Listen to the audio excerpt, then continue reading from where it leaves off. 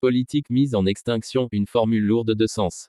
Après la nomination de Sébastien Lecornu au poste de Premier ministre, ce dernier a mentionné au détour d'un communiqué publié ce vendredi 19 septembre que le Service national universel, SNU, si cher à l'ancien locataire de Matignon Gabriel Attal, allait prendre fin au 1er janvier 2026. Toujours ministre démissionnaire des Armées, Sébastien Lecornu a donc annoncé la suppression de plusieurs structures dont la délégation générale en charge du SNU, du fait de la mise en extinction du dispositif et de la création prochaine du service militaire volontaire. Cher à Emmanuel Macron, le SNU menacé par ce vote du Sénat sur le budget 2025. Sauf que la suppression du SNU en soi, un dispositif promis par le candidat Emmanuel Macron en 2017, n'avait encore jamais été officiellement annoncé.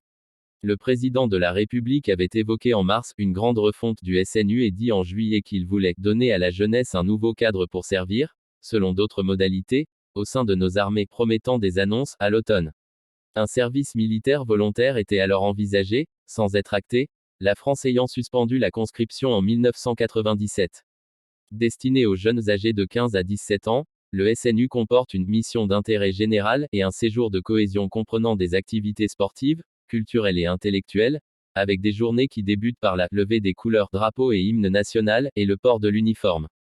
Depuis mars 2024, ce dispositif d'engagement citoyen était aussi intégré au temps scolaire, avec un stage de 12 jours pour les élèves en classe de seconde, volontaire. Généralisation abandonnée. La promesse initiale du candidat d'En Marche était d'instaurer un service national obligatoire d'une durée d'1 mois pour les jeunes âgés de 18 à 21 ans, encadrés par les armées et la gendarmerie nationale. Mais le SNU va désormais être transformé en parcours d'engagement piloté par la Direction de la jeunesse, de l'éducation populaire et de la vie associative DJEPVA qui dépend du ministère des Sports, a précisé à l'AFP Matignon, sans plus de détails. Lancé en 2019, avec des crédits depuis rabotés, le SNU n'a jamais réellement trouvé son rythme de croisière. On a tous fait le constat que c'était extrêmement cher et à la fin on ne sait pas tellement à quoi ça a servi. Et ça ne répond pas aux besoins du ministère des Armées en termes opérationnels, résume une ministre. La piste de sa généralisation pour la rentrée 2026 avait pourtant été lancée par Gabriel Attal lors de son passage à Matignon.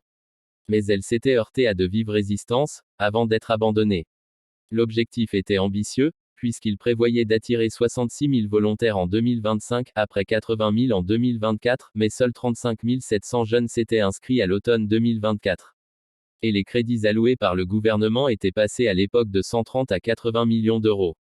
Depuis, la dissolution, l'absence de majorité à l'Assemblée nationale et les coups de rabot budgétaires semblent avoir sonné le glas de cette ambition promise par le chef de l'État.